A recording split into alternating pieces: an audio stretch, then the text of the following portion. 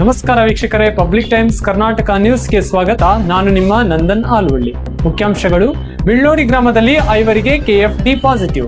ಶಿವಮೊಗ್ಗ ಜಿಲ್ಲೆಯ ಹೊಸನಗರ ತಾಲೂಕಿನ ಬಿಳ್ಳೋಡಿ ಗ್ರಾಮದಲ್ಲಿ ಮಂಗನ ಕಾಯಿಲೆ ಕೆಎಫ್ಡಿ ಪ್ರಕರಣಗಳು ಪತ್ತೆಯಾಗಿದ್ದು ಜನರಲ್ಲಿ ಆತಂಕ ಮೂಡಿಸಿದೆ. ಇದೀಗ ಅದೇ ಗ್ರಾಮದ 5 ಶುಕ್ರವಾರ ಪಾಸಿಟಿವ್ ಬಂದಿದೆ.